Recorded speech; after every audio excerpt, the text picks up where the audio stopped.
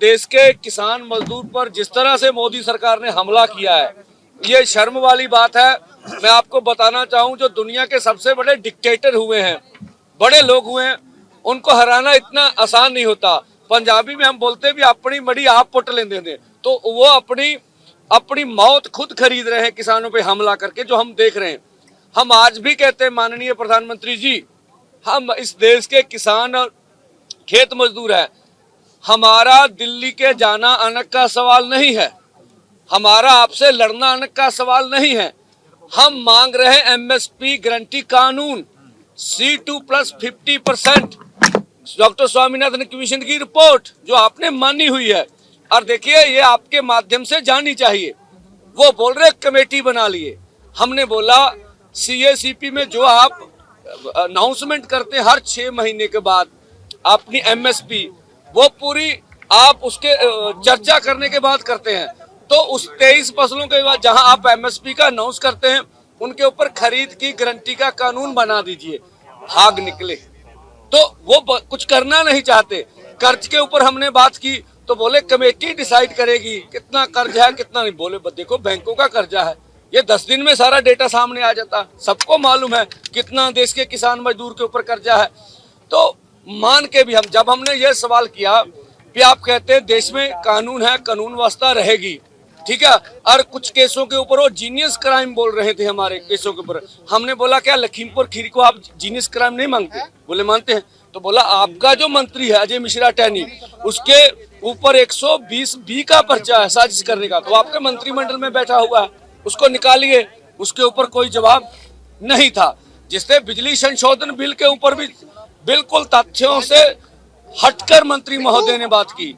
अब बातें तो हमने सुनी इस माहौल में भी, जब हरियाणा पूरी तरह कश्मीर वैली में बदला गया, हमारे आदमी महाराष्ट्र में गिरफ्तार हुए, हमारे आदमी मध्य प्रदेश में गिरफ्तार हुए, हमारे आदमी उड़ीसा में गिरफ्तार हुए, फिर भी हम वार्ता करने गए। हमारा मन साफ है कि हम मिल बैठ के इस मसले का हल करना चाहते हैं।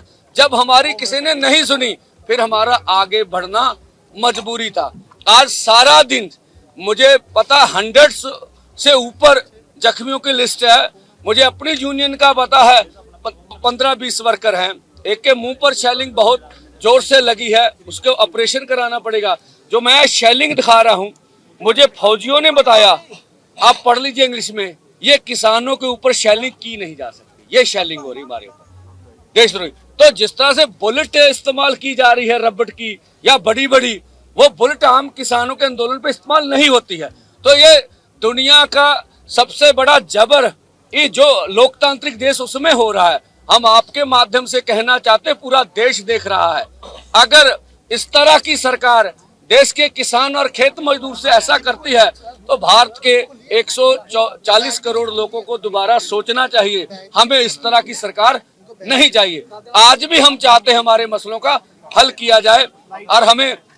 और दूसरा मैं फिर बोलूंगा, पंजाब के यहाँ युवा हैं सबसे, मीडिया ठीक है, उनकी अपना प्रोपेगेंडा है। ये मीडिया कर्मी है, मेरे सामने खड़े हैं। मीडिया हाउस और होता है, मीडिया कर्मी और होता है। मीडिया हाउस की पॉलिसी होती है, हमारे बच्चे वहां काम करते हैं रोजगार के लिए, उससे बदतमीजी ना करें। जो उसको मीडिया हाउस एजेंडा देगा उसने उसी पे काम करना है। 100 मजबूरियां, ये भी हम बोलते हैं। ठीक है, हमारा आंदोलन है, पीसफुल चल रहा है, चलाएंगे। शाम हो गई है। हम अपने युवा सब यूनियन से बात करके चाहेंगे आज अब फौजें दोनों तरफ से सीज फायर हो, सुबह फिर देखेंगे।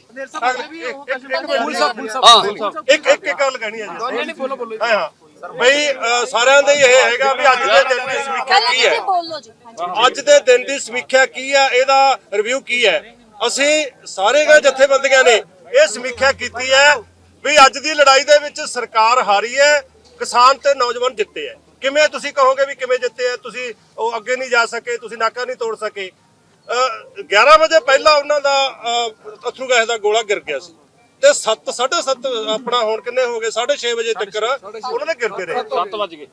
8 ਘੰਟੇ ਲਗਾਤਾਰ ਉਹਨਾਂ ਨੇ ਹਜ਼ਾਰਾਂ ਗੋਲੇ ਤਾਗੇ ਨੇ, ਅਥਰੂ ਗੈਸ ਦੇ ਪਾਣੀ ਸਿੱਟਿਆ। ਆ ਜਿਹੜਾ ਉਤਲਾ ਹੁੰਦਾ ਡਰੋਨ ਰਾਹੀਂ ਹਮਲੇ ਕੀਤੇ ਆ। ਇਹਦੇ ਬਾਵਜੂਦ ਵੀ ਕਿਸਾਨ ਡਟੇ ਰਹੇ ਆ, ਕੋਈ ਘਬਰਾਇਆ ਨਹੀਂ, ਕੋਈ ਭੱਜਿਆ ਨਹੀਂ, ਗਿਣਤੀ ਵੱਧਦੀ ਰਹੀ ਹੈ। ਸਾਡੇ ਜਿਹੜਾ 100 ਦੇ ਨੌਜਵਾਨ ਲਗਭਗ ਉਹ ਫੱਟੜ ਹੋ ਗਿਆ, ਪਰ ਉਹਨਾਂ ਦਾ ਇੱਕ ਵੀ ਕਹਿ ਦੇਣ ਵੀ ਕਿਸੇ ਮੁਲਾਜ਼ਮ ਦੇ ਚੋਟ ਆਈ ਹੈ। ਜਿਹੜਾ ਕਹਿੰਦੇ ਆ ਨਾ ਵੀ ਇਹ ਆਪ ਮਾਰੇ ਹੁੰਦੇ ਨੇ, ਇਹਨਾਂ ਦਾ ਕੋਈ ਕੰਟਰੋਲ ਨਹੀਂ ਹੁੰਦਾ। ਅੱਜ ਵੀ ਕਹਿ ਰਿਹਾ ਸੀਗਾ ਵੀ ਆਪ ਮਾਰੀ ਭੀੜ ਇਕੱਠੀ ਹੋਊਗੀ, ਸਾਬਤ ਕਰਤਾ ਵੀ सारी ਜਿਹੜੀ ਹੁਣ भी सुन लिया। आज की पीसी के माध्यम से हम ये कहना चाहते हैं कि देखिए हमारे मानयोग प्रधानमंत्री जी अगर किसी भी देश में जाते हैं सबसे पहली बात उनकी ये होती है कि भारत दुनिया का सबसे बड़ा लोकतंत्र। अगर भाई ये लोकतंत्र है तो लोकतंत्र के अंदर हर व्यक्ति को अपनी बात रखने का मौका दिया जाता है। हमारे संविधान ने हमें राइट दिया हुआ है और जो हम बात रखना चाह रहे हैं वो भी कोई नई मांग नहीं है, वो सब की सब हमारे साथ की हुई कमिटमेंट्स है सरकार की, और उन कमिटमेंट के ऊपर सरकार का ध्यान दिलवाने के लिए हमने बार बार डिमांड चार्ट दिए, बार बार इनको अलग अलग माध्यम से पहुंच करने का प्रयास किया, लेकिन सरकार ने आज तक उनके ऊपर कोई किसी तरह की भी सीरियसनेस नहीं दिखाई। और ऐसे हालात में अगर देश का किसान आज जो सरकार है, ये जो हमारे साथ कमिटमेंट्स होती हैं, ये हमेशा पॉलिटिकल फैसले हुआ करते हैं। जिन्होंने पॉलिटिकल फैसले दिए हमारे पक्ष में, हमें बात कही, कमिटमेंट की, उन्हीं के रहते हमारी जिम्मेदारी बनती है कि हम अपनी बात वहाँ रखें। वो रखने के लिए देश का किसान आज दिल्ली जाने का प्रोग्राम लीका था। पिछले कुछ दिनों से प्रोग्राम लीकने के बाद सरकार की बार बार हमारे साथ बातचीत होती रही है।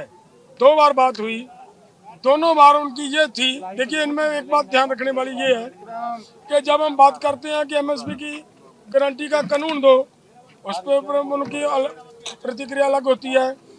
कर्ज मुक्ति पर उनकी कोई सहमति नहीं बनती। डॉक्टर स्वामीनाथन की रिपोर्ट पर उनकी कोई सहमति नहीं बनती। WTO का जब मुद्दा आता है तो ऐसा लगता है जैसे सरकार को सांप सूंघ गया हो। ऐसे हालात में अगर हमारी ये डिमांड हमारे साथ बातचीत करने का क्या औचित्य बनता है, जब तक जो बातें कही हैं, देखिए ये कह दें, वो कह रहे हैं, मंत्री जी भी कह रहे हैं, कल मैंने सुनी उनकी बात है, वो कह रहे हैं हमने इनकी बहुत सारी बातें मान ली गई हैं, एक भी मांग नहीं मानी। पहले आंदोलन के अंदर मानी जा चुकी थी जो बातें, और उन्हीं के ऊपर दोबारा उनको लागू करने का जब इन्होंने प्रयास किया तो उनको आज फिर उन्होंने ये वायदा कर लिया कि ये हम आपकी मांग लेते हैं।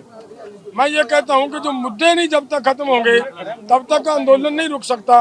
तो जब तक आंदोलन नहीं रुकेगा तो आंदोलन के दौरान ऐसे समस्याएं खड़ी होती रहेंगी। तो मेरा मतलब कहने का ये है कि अगर इतना बड़ा लोकतंत्र की बात करती है हमारी सरकार, तो ये आज उनको दिखना चाहिए कि यहाँ पे जब किसान जिन्होंने पूरे देश को अनाज खिलाने का काम किया है, और जो हमारी सरकार अदर स्टेट कंट्रियों से मांगने के लिए जाया करती थी, कभी उनको सेल्फ डिपेंडेंट किया किसानों ने, इतनी मेहनत की, और आज वो किसान देश के राजधानी में जाना चाह रहे थे और उनके ऊपर ये इस तरीके का हमला करना।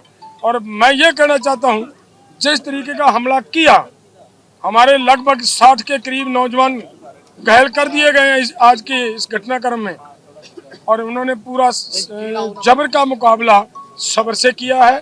वो समझदार बन चुके हैं कि हमने आंदोलन जीतना है। सरकार इस आंदोलन को हराने के लिए उनको अग्रेसिव करने का प्रयास कर रही है, और उन्होंने बड़ा हिम्मत से इसका मुकाबला किया। बाकी बात हमारे भाई साहब पूरे उन्होंने डिसिप्लिन के तहत लड़े है, ते ਅਸੀਂ ਕਹਿੰਦੇ ਆ ਵੀ ਅੱਜ ਇਹ ਲੜਾਈ ਦਾ ਪਹਿਲਾ ਦਿਨ ਸੀ। ऐसा कुछ नहीं, मैं कहना चाहूंगा ये लीडरशिप वो लीडरशिप नहीं गी जड़ा कैडर लड़ूगा आप 50 किलोमीटर पीछे बैठी हो। लीडरशिप पूरी तरह बेचा, और भावें बुलेट दी गोलियां चलन विच रहांगे, ठीक है। और अपने नौजवान अपने किसान नूं कहांगे पीसफुली आराम ना तहम्मुल ना इस मोर्चे नूं जित के लेके जाना वा। युवा मान नहीं रहे अभी भी, जैसे आप कह रहे हैं अभी भी देखो।